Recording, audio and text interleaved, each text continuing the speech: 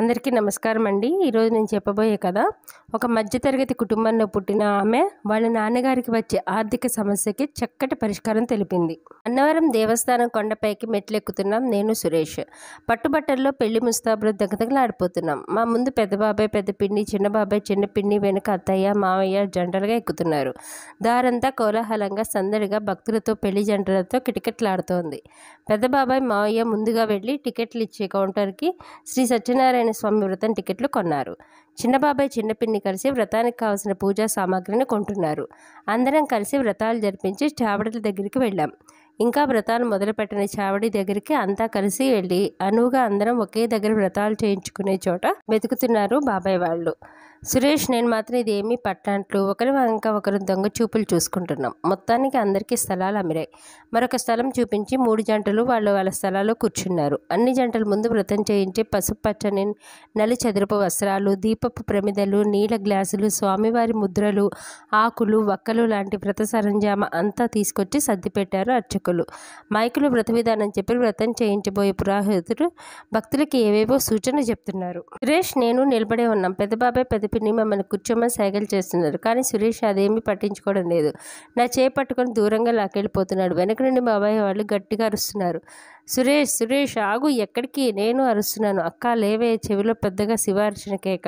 త్రిల్లుపడి కళ్ళు తెరిచాను నేను. చుట్టూ చూశాను. అంతా అయోమయంగా ఉంది. ఉన్నది అన్నవరంలో సురేష్ పక్కన కాదు, నా మంచం మీద. నా పక్కన కూర్చుని నా తమ్ముడు శివ నన్ను పట్టుకొని కుదుపుతూ నవ్వుతున్నాడు.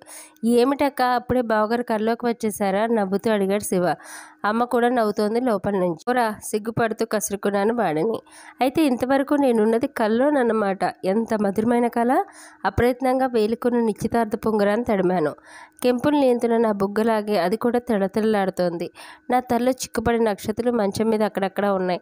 ఆ ముందు రోజు సురేష్తో నిశ్చితార్థం జరిగింది. నా వ్రేలికి ఉంగరం తొడిగిన సురేష్ చేతి స్పర్శ నాలో ఇంకా గిలిగింతలు రేపుతూనే ఉంది. సురేష్ రూపం అప్పుడే నా మదిలో ఎంత గట్టిగా ముద్రపడిపోయింది. నిన్న నిశ్చితార్థం జరిగే సమయంలో సురేష్ వాళ్ళ అమ్మగారు అన్నారు, అన్నవరంలో నూతన దంపతుల చేత వ్రతం చేయించాలని.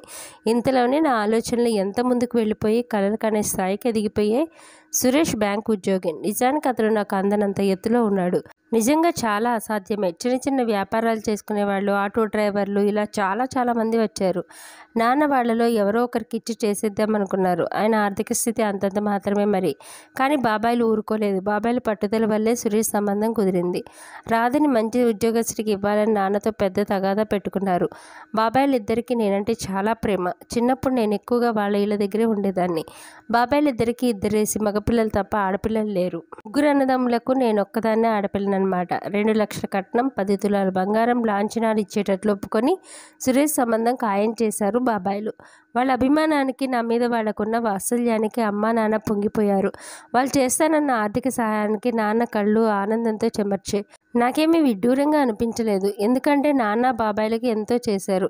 దానికి ఇది రుణం తీర్చుకోవడం అనుకుంటున్నారేమో మరి. ఎంత రుణం తీర్చుకోవడం అనుకున్నా నాన్న చేసిన దానికి ఇది చాలా తక్కువే అవుతుంది. తాతయ్య చనిపోయిన నాటికి నాన్న ఒక్కరే పెద్దవారట. బాబాయిలు, అత్త, చిన్నపిల్లలు.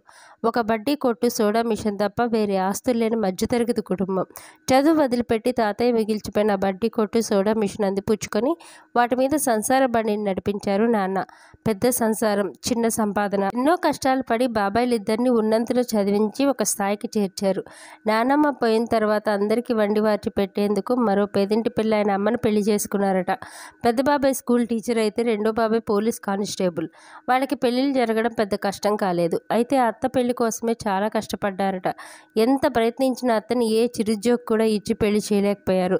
తనలాగే చిన్న బడ్డీ కోటు నడుపుకునే ఆయనకి ఇచ్చి అతి కష్టం మీద పెళ్లి చేయగలిగారట. నాన్నకి నేను, తమ్ముడు పుట్టుకొచ్చాం. బ్రతుకు బండిని పైమెట్టుకి ఎక్కించలేకపోయినా క్రింద మెట్టుకి జారినీయకుండా అతి జాగ్రత్తగా ఆ బడ్డీ కొట్టు మీదే సాఫీగా నడిపిస్తున్నారు నాన్న. ఇటువంటి పరిస్థితిలోనే ఒక బ్యాంకు ఉద్యోగితో నా పెళ్లి జరగకపోవడం ఎంత అదృష్టమే కదా. అక్క, నీకు ఫోను. పక్కింటి పాప పిలిచింది. నాకా? నాన్నకేమోలే. ఇంట్లో నేను తప్ప ఎవరూ లేరు. సురేష్ వాళ్ళ ఇంటికి వెళ్ళారు. ఊరు నుంచి బాబాయిలు, అత్త అంతా వచ్చి అమ్మ, నాన్న, తమ్ముడు కలిసి వెళ్ళారు. తలుపు దగ్గరగా వేసి పక్కింటికి వెళ్ళాను. ఫోన్ పక్కన పెట్టి ఉంది. అంటే లైన్లోనే ఉన్నారనమాట. ఎవరండి మీరు? మర్యాదగా అడిగాను నేను. హాయ్, నేనే, గుర్తుపట్టలేదా? ఫోన్లో చిలిపి స్వరం. నాకేమనాలో తోచలేదు. ఎవరూ గుర్తుకు రాలేదు. హలో, నేనే. ఎక్కువగా ఆలోచించకు. మీ వాళ్ళంతా మా ఇంట్లోనే ఉన్నారు. నువ్వొక్కదానివే ఉంటావని తెలుసు. అందుకే పలకరించాలనిపించింది. ఇప్పుడు గుర్తుకు వచ్చానా నేనెవరో? ఫోన్లో సురేష్ ఆట పట్టించే నవ్వు. నా గొంతు గుండె ఏకమైనట్లు ఉద్వేగంతో ఊపిరాడినట్టు అయిపోయింది. నా కళ్ళు సిగ్గు బరువుతో వాలిపోయాయి. బుగ్గలు మందారాలయ్యాయి. ఫోన్లో సురేష్ పిలుస్తున్నాడు. నా నోట మాట రావడం లేదు.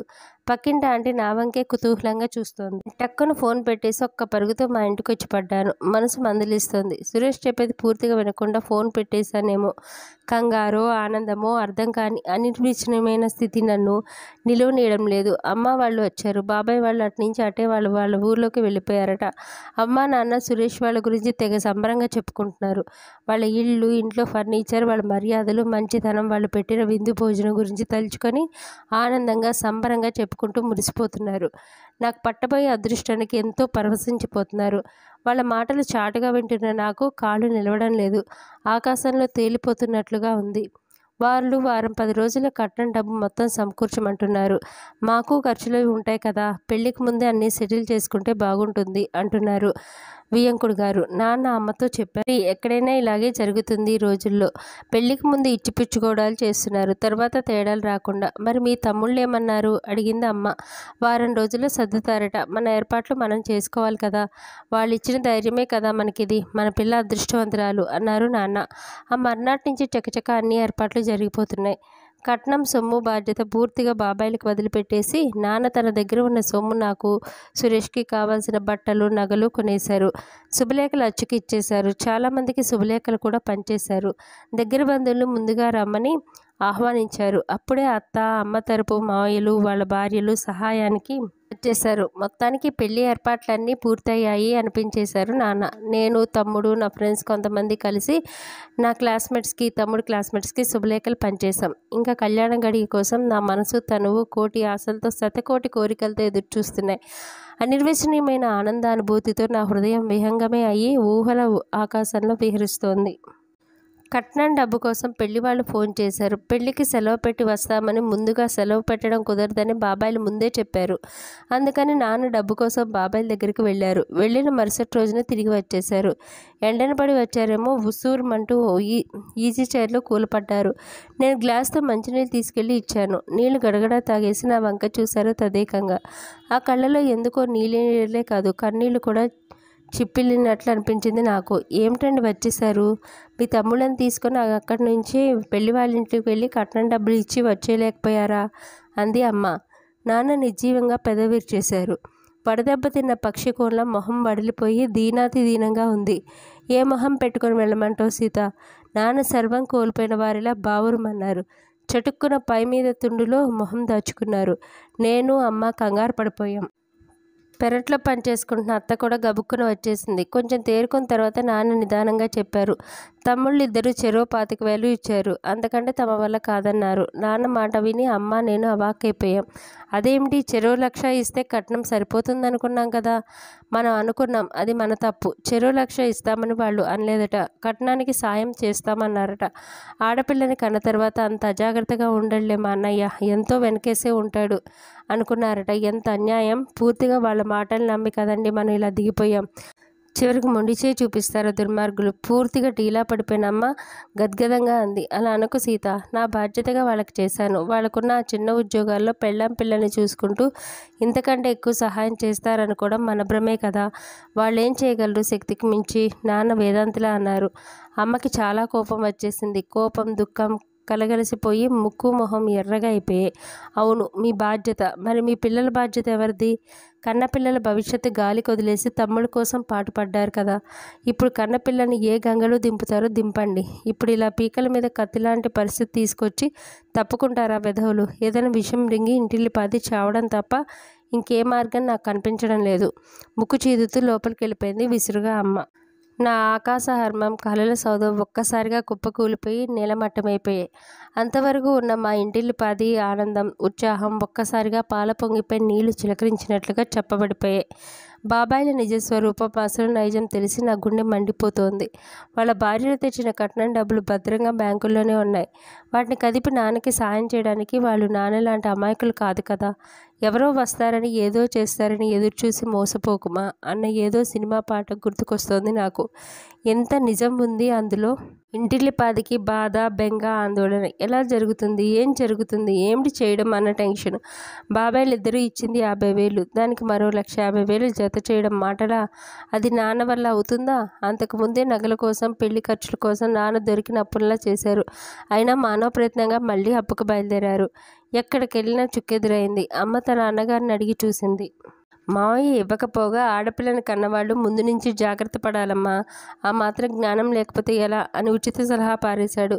నాన్న బాధ చూడలేకుండా ఉన్నాను. ఏం చేయాలి అని తనలో తనే మదన పడుతూ మంచం మీద అటు ఇటు పొర్లుతారే తప్ప ఒక్క క్షణం కూడా స్థిమితంగా నిద్రపోడు నాన్న.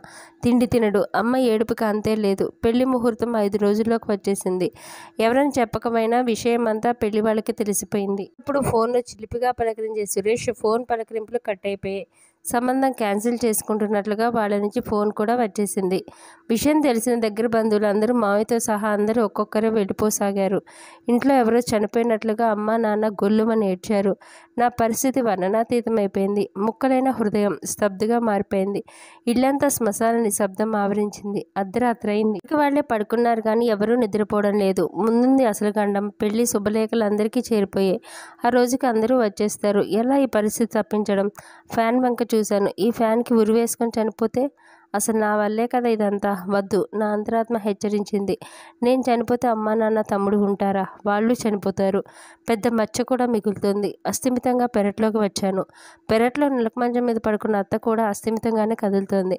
పాప అత్త. చిన్నతనం నుంచి అన్నగారి కష్టసుఖాల్లో పాలు పంచుకుంటున్న అత్త ఈ పరిస్థితుల్లో అన్నని వదిలి వెళ్ళలేకపోయింది. పేదింటి ఆడపిల్లగా పుట్టి పేదింటి ఇల్లాలిగానే మిగిలిపోయింది. అయినా ఉన్నంతలో ఆనందంగానే ఉంది. నాకు హఠాత్తుగా ఏదో జ్ఞానోదయం అయినట్టుగా అయింది. అత్త, నేను ఈ ఇంటి ఆడపడుచులమే. అవే పరిస్థితులు, అదే పేదరికం. మరి కథ త్వరిత శ్రవణం కాదా? నా పరిస్థితి ఏమిటో నేను తెలుసుకోకుండా ఏదో భ్రమలో పడి అత్తకంటే ఉన్నతమైన జీవితాన్ని ఆశించడం, ఏదో బ్యాంకు ఉద్యోగికి భార్యని కావాలని కూడా అచ్చాసే కదా, దురాశ కూడా. అత్త దగ్గరికి వెళ్ళి పిలిచాను. నా అలికిడికి పిలుపుకి లేచి కూర్చుంది అత్త. కొంగుతో కళ్ళు గట్టిగా ఒత్తుకొని మొహం తుడుచుకుంది. నాన్నని తలుచుకొని బాధపడుతున్నావా అత్త? నాన్న కోసం నా కోసం ఒకటి చేస్తావా? నువ్వే చేయగలవు అత్త, ఇంకెవ్వరూ చేయలేరు. ఏమిటమ్మా అది? చెయ్యి పట్టుకొని లాగి మంచం మీద కూర్చోబెట్టుకుంది అత్త. అత్త, బావకి నన్ను చేసుకుంటావా అన్నాను. ఉలిక్కిపడింది అత్త. ఇంకా విస్మయంగా చూసింది. ఏమత్తా, బావకి నేనంటే ఇష్టం లేదా అడిగాను. నాకు తెలుసు బావకి నేనంటే చాలా ఇష్టమని.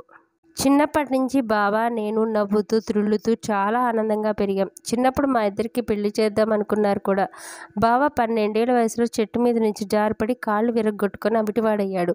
ఆ తర్వాత అమ్మా నాన్న ఆలోచన నుంచి, నా ఊహల నుంచి కనుమరుగైపోయాడు. కానీ రాధ, బావ అవిటివాడు. అత్త ఏదో చెప్పబోయింది. చప్పున అత్త నోరు చేత్తో మూసేశాను. అత్త, ఇప్పుడు మేమందరం చచ్చిన సవాల్తో సమానం. సవాల్ కన్నా అవిటితనం ఏమంత ఘోరమైంది కాదు కదా. అనుకున్న ముహూర్తానికి నా పెళ్లి జరగకపోతే మేమంతా బ్రతికున్నా కూడా చనిపోయిన వాళ్ళతో సమానమే. ప్లీజ్ అత్త, కాదనకు. బావ చేస్తున్న చిన్న వ్యాపారంతో నాకు 2 పూట్ల తిండి పెట్టగలిగితే చాలు. నువ్వు బ్రతికున్నంత ఆనందంగానూ నేను బ్రతకగలను. ప్లీజ్ అత్త, ఎంతో దీనంగా కన్నీళ్లతో అర్థించాను. అత్త చప్పున నా 2 భుజాలు పట్టుకుని నన్ను దగ్గరికి లాక్కొని నన్ను తన గుండెల్లో పొదుక్కుంది. ఆమె సమాధానం ఏమిటో వర్షిస్తున్న ఆమె కన్నీళ్లు చెప్పకనే చెప్తున్నాయి. హాయిగా ఊపిరి పీల్చుకున్నాను నేను. పెద్దలు నిశ్చయించిన ముహూర్తానికి బావతో నా పెళ్లి జరిగిపోయింది. ఈ కథ బట్టి అర్థమైంది ఏంటంటే అండి, మధ్యతరగతిలో పుట్టిన ఆడపిల్లలకి కలలు కనే ఇది లేదు అని ఖచ్చితంగా ఈ కథ చెప్తోందండి. ఇది చాలా బాధ. మీ విలువైన అభిప్రాయాలు కామెంట్ చేయగలరు. కథ నచ్చితే లైక్ చేయండి, కామెంట్ చేయండి, సబ్స్క్రైబ్ చేసుకోవడం అస్సలు మర్చిపోకండి. ఉంటానండి.